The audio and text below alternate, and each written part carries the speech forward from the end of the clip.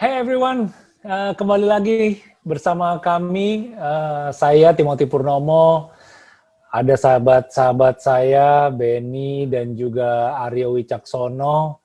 Kita kembali di program online Bible Reading yang sudah sampai di Kisah Para Rasul 12 ya hari ini. Apa kabar Benny, Aryo? Baik, Tim. Baik, Tim. Ya.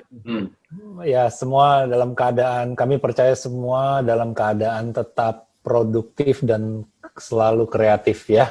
Karena di hari-hari ini kita harus terus bergerak. Caranya gimana nih supaya kita bisa bergerak? Ya kita harus produktif. Mau produktif gimana caranya? Ya kita harus kreatif. Kita harus kita harus buka, kita punya wawasan, kita harus banyak belajar hal-hal baru, adapt dengan hal-hal baru ya. Ya. Gitu. Jadi stay fokus. Oke, tanpa panjang lebar, kita mau masuk ke Kisah Para Rasul 12 nih, ya. Ya.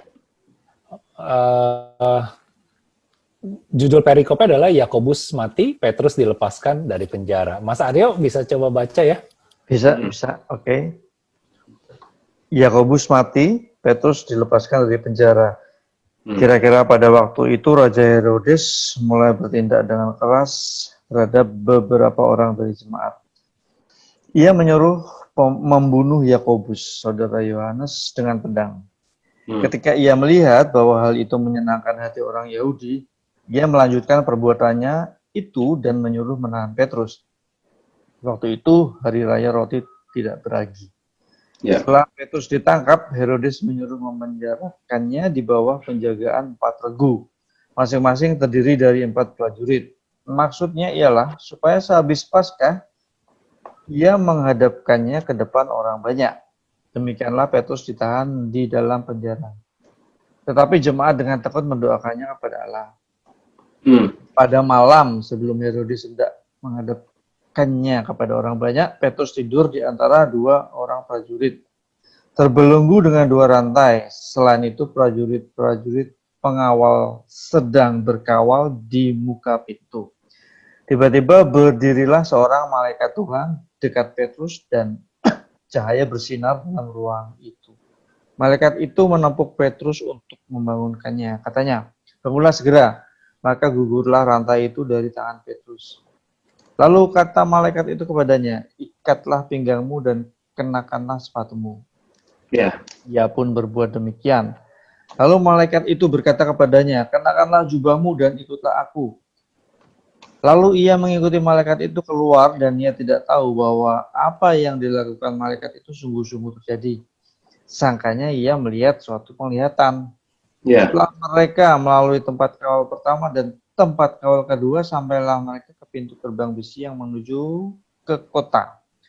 Pintu itu terbuka dengan sendirinya bagi mereka. Sesudah tiba di luar, mereka berjalan sampai ke ujung jalan dan tiba-tiba malaikat itu meninggalkan dia. Dan setelah sadar akan dirinya, Petrus berkata, "Sekarang taulah aku benar-benar bahwa Tuhan telah menyuruh malaikatnya dan menyelamatkan aku dari tangan Herodes dan dari segala sesuatu yang diharapkan orang Yahudi." Oke, Dan sampai situ dulu. Oke. Sampai di situ dulu, Mas Aryo. Baik. Ya, thank you Mas Aryo. Sampai 11 berarti tadi. Baik. Gimana, Tim? Cerita ini sih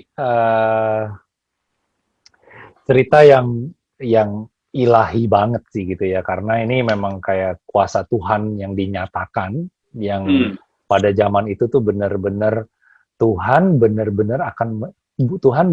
Yesus benar-benar menyertai murid-muridnya ya. Kemanapun mereka melangkah, jadikanlah semua murid, jadikanlah semua bangsa muridku, lalu aku akan sampai ke ujung dunia, lalu aku akan menyertai kamu gitu kan, sampai selamanya. Nah, ini kita melihat bahwa benar-benar nih kuasa ilahi sih yang terjadi ya terhadap Petrus. Cuman ada satu hal yang menarik di sini nih, tentang dan setelah sadar, ini di ayat 11, dan setelah sadar akan dirinya, Petrus berkata, "Sekarang tahulah aku benar-benar bahwa Tuhan telah menyuruh malaikatnya dan menyelamatkan aku dari tangan Herodes dan dari segala sesuatu yang diharapkan orang Yahudi. Ya. Jadi ini menarik gitu loh. Padahal Petrus itu hidup bersama Tuhan Yesus ya, Ben. Ya kan? Dan dia menunjukkan bahwa dirinya tetap manusia di sini. Karena selama perjalanannya dia, kalau di sini ditulis, dan setelah sadar akan dirinya, Petrus berkata, sekarang taulah aku benar-benar.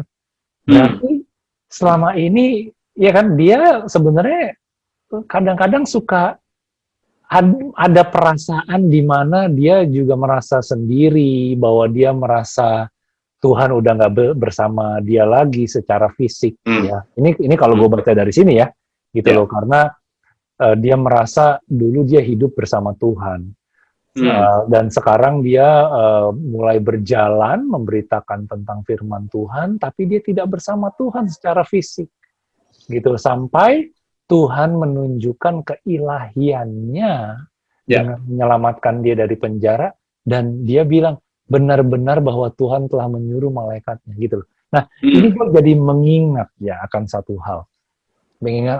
hal, di mana kejadian ketika Tuhan menyelamatkan kehidupan gue, gitu, memberikan gue kesempatan hidup sekali lagi, gitu loh. Nah, di situ gue nggak akan pernah capek mengulang inti dari cerita keselamatan gue ini. Tapi gue nggak akan menceritakan semuanya, tapi gue nggak akan pernah lupa bagaimana Tuhan menyelamatkan diri gue, memberikan gue kesempatan hidup sekali lagi. Nah, di momen itu gue juga baru menyadari bahwa Tuhan benar-benar ada. Gitu. Tuhan benar-benar menyertai kita. Tuhan benar-benar memberikan kita pertobatan. Dan intinya adalah setelah itu mau ngapain? Ya kan? Petrus bisa aja setelah diselamatkan dari penjara ini, ore bebas, terus langsung ya dia terserah dia mau ngelakuin apa gitu. Cuman nanti kan kita akan baca terus ya cerita ini. Gitu sih, Ben. Sekarang gue mau challenge lu punya pernyataan yang tadi, Tim. Yang tadi lu bilang Tuhan menyertai kan murid-muridnya, karena kita bisa lihat dari ceritanya Petrus. Ya nggak? Sekarang how about Yakobus? Karena di cerita yang sama ada Yakobus. Yang di awal tadi itu ditulis, ya kan? Herodes mulai bertindak dengan keras terhadap beberapa orang dari jemaat. Ia menyuruh membunuh Yakobus, saudara Yohanes. Ini pun muridnya Tuhan Yesus. Ya. What do you guys think? Kalau menurut gua, apa mau nanya Mas Arya apa gua nih? Boleh, siapa aja. Mas Arya mungkin ada pendapat juga tentang ini.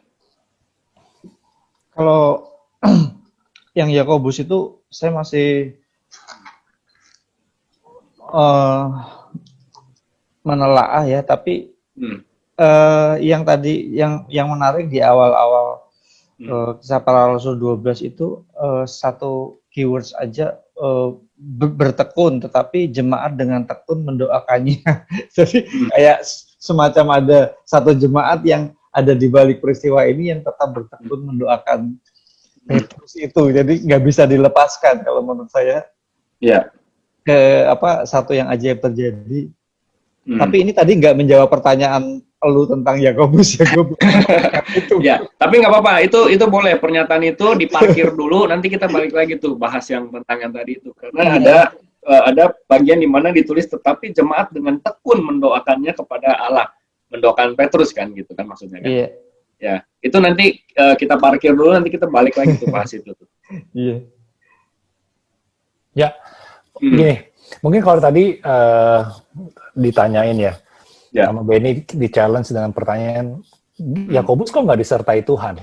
Gitu. Nah, sekarang sama pertanyaan gua sama Tuhan, waktu itu saya bertanya sama Tuhan, Tuhan kenapa Engkau membiarkan semua kejadian ini terjadi atas diriku gitu loh, atas kehidupanku, ya. Kalau Engkau memang Tuhan yang maha baik, maha kasih, kenapa Engkau mengizinkan aku mengalami semua kejadian, semua sakit, semua kesakitan gitu, maksudnya yang saya alami gitu. Kalau Engkau Tuhan yang mengasihi aku. Nah, kita harus balik lagi ke konsep bahwa God is good all the time, dan bahwa Tuhan Yesus itu punya karakter terstruktur dan juga karakter yang mencintai proses, ya. Nah, begitupun juga yang pertama gitu. Yang pertama, God is good gitu. Jadi apapun yang terjadi ketika kita mau memuliakan Tuhan, ya Tuhan selalu baik, ya. Lalu yang kedua adalah tentang apa tadi Ben yang gue bilang,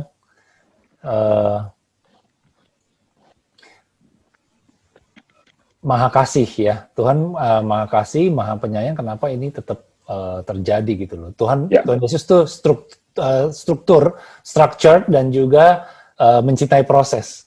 Nah, kadang kayak Yakobus mati di sini, itu pasti ada sesuatu yang Tuhan mau kasih lihat, gitu loh. Tuhan mau kasih lihat. Jadi ada sebuah proses yang Tuhan izinkan ini terjadi demi kepentingan yang lebih besar lagi, gitu. Itu yang menurut gue ya Ben, nggak tahu menurut lu benar apa enggak? Jadi makanya kita harus punya konsep pengertian karakter Tuhan kita, itu harus kita benar-benar ngerti gitu, dia tuh seperti apa sih karakter dia. Jadi kita nggak jadi salah. Kalau tadi kita cuman bilang, pokoknya kalau kita murid Yesus, kita pasti disertai, dilindungi, diapain semuanya. Nah, begitu kalau gue yang jadi Yakobus, kok gue mati? Gitu loh. Apa gue nggak disertai? Jadi, bisa ada pertanyaan-pertanyaan seperti itu. Padahal, sebenarnya kita kalau kembali ke konsep awal, mau apapun yang terjadi tidak merubah Tuhan itu Tuhan yang baik. Dan dia yang paling tahu apa yang terbaik buat kita.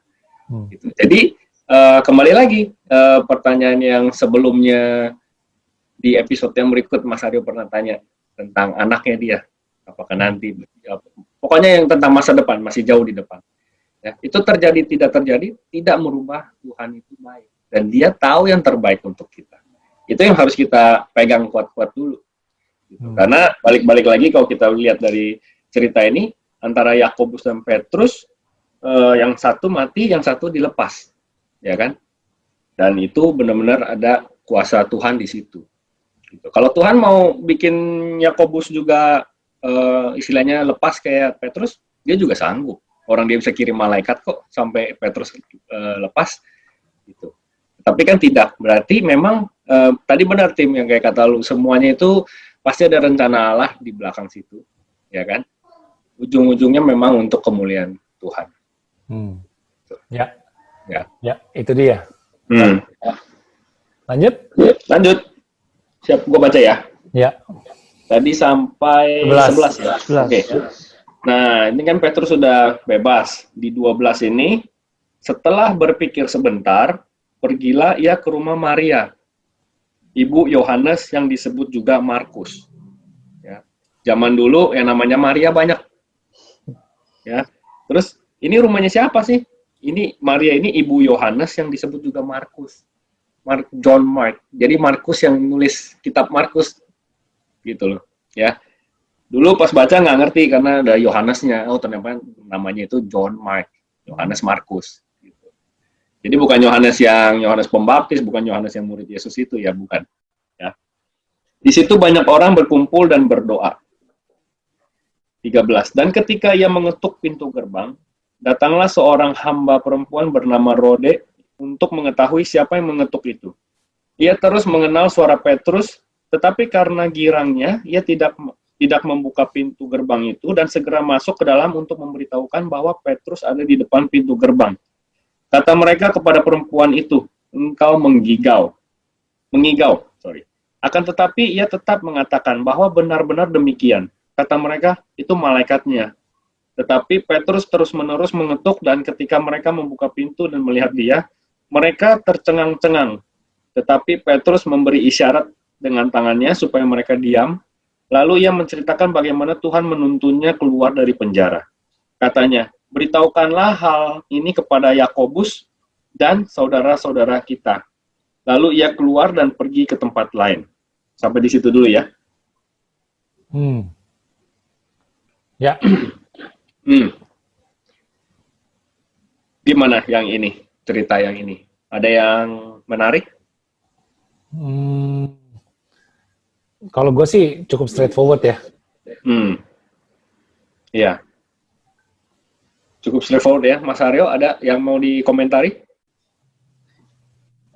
Jadi kalau menurut saya, ini kayaknya Petrus lagi ada di sebelumnya itu ya, sebelum dibebaskan oleh malaikat, dia mengalami satu ketakutan yang amat sangat ya. Ya. Oleh karena itulah dia bilang, oh ternyata benar Tuhan melindungi saya, membebaskan saya. Karena sebelumnya dia pasti udah takut banget. Karena pasti Yakobus matinya juga bukan mati yang wajar. Maksudnya executed ya, dibantai bener-bener. Dan pasti ada orang-orang yang ngomong, lu tau nggak teman lu tuh Yakobus dibantai nih, dia matinya gini. Pas takut pasti dia digituin kan, diteror dengan lu sebentar lagi, lu minggu depan, lu besok, pasti kan dia seperti itu. Sehingga pada saat si malaikat datang itu, dia bebas, dia pasti mikirnya gini, gila kok, gue ternyata bebas nih.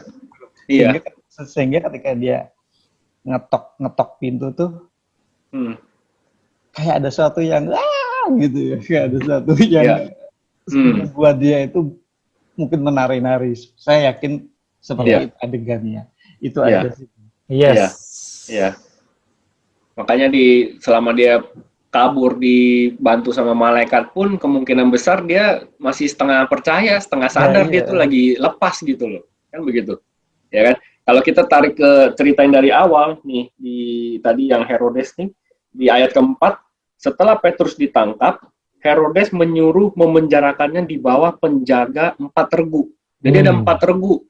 Masing-masing terdiri dari 4 prajurit. Berarti total ada berapa orang tuh?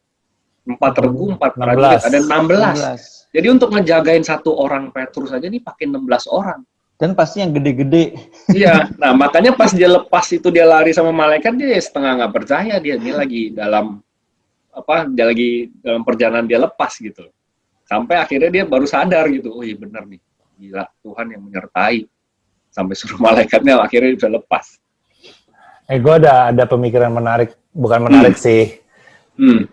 Sesuatu yang lucu sih, barusan gue jadi kepikiran.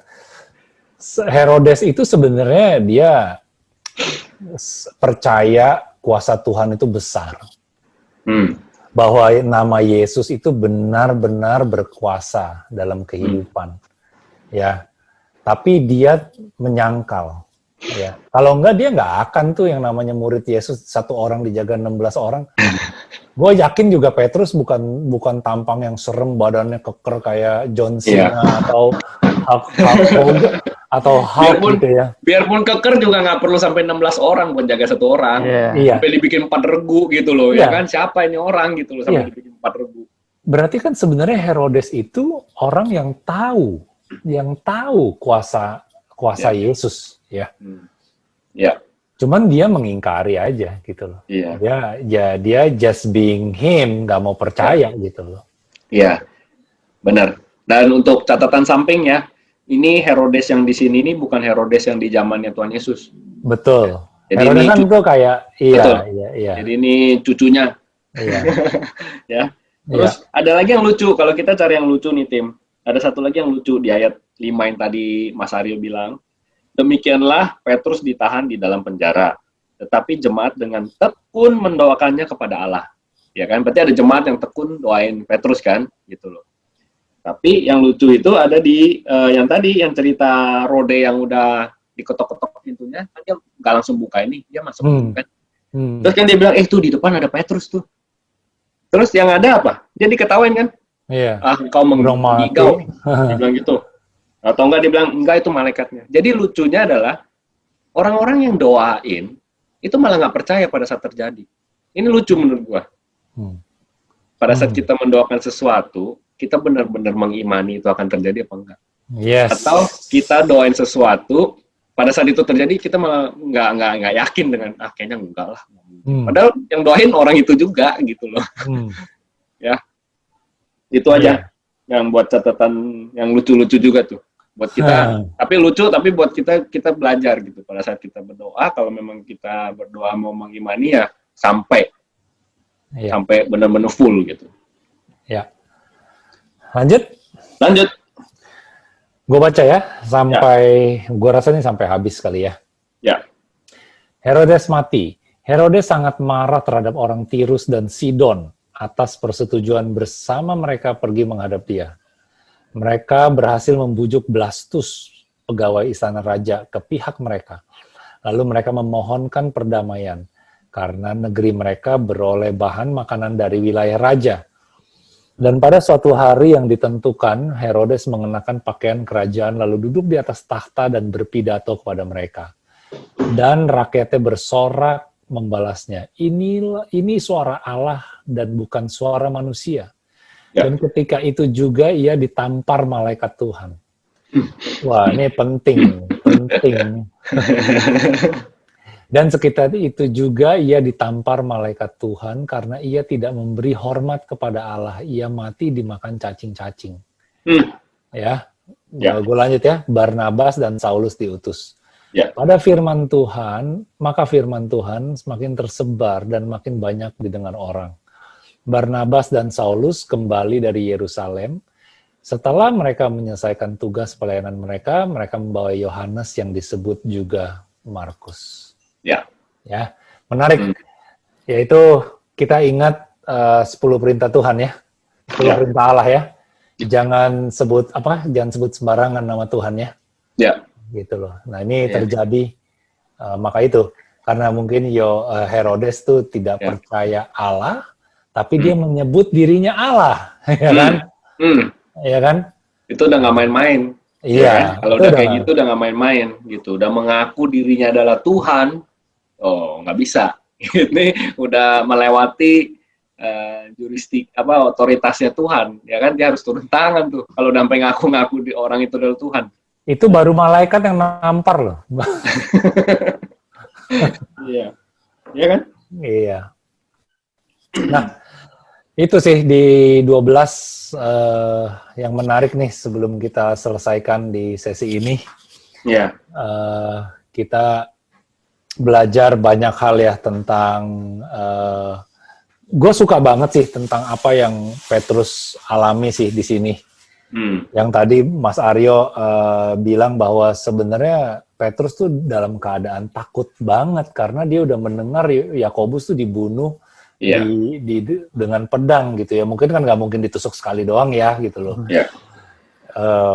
Pasti mungkin dipancung atau apapun itu gitu loh. Lalu gue senangnya adalah murid-murid Tuhan Yesus juga tetap manusia. Ya. Mereka tidak pernah membusungkan dada, mereka tidak pernah sok-sokan bahwa, gue nggak akan mati, gue nggak akan pernah bisa disentuh oleh mara bahaya. Tapi mereka tetap sadar bahwa dirinya adalah manusia gitu, memperlihatkan gitu, gitu ya. Itu sih yang gue belajar sih hari ini ya. Gitu. Good. Mas Aryo ada pertanyaan? Bukan pertanyaan, tapi aku melihatin si figur Herodes itu ya. Kan tadi Timo bilang bahwa dia juga tahu bahwa Tuhannya Petrus sama Yakobus tuh bukan main-main, makanya dia suruh 4 kali 4 orang itu ya untuk ngejaga. Iya, tapi lu juga tadi ngomong bahwa Herodes ini bukan Herodes yang dulu waktu zamannya pertama sama Tuhan Yesus itu ya.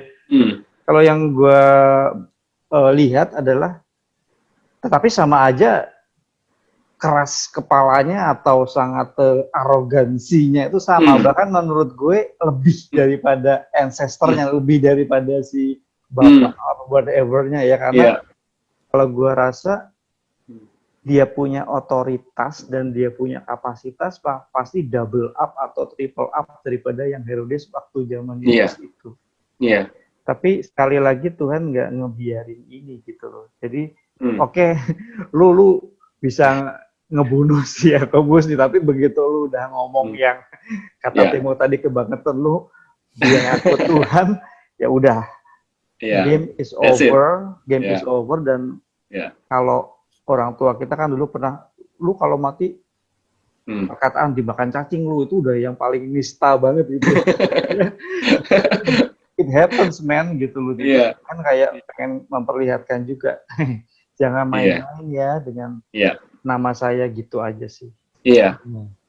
Dan menarik juga ini yang sebelumnya Timothy pernah mention tentang antikristus. At one point in his life dia akan ngaku yang sama seperti ini. Nah, kalau udah sampai kayak dia mau ngaku dia adalah Tuhan nggak main-main lagi. Yes. Ya, nobody can take that position gitu. Ya. Oke.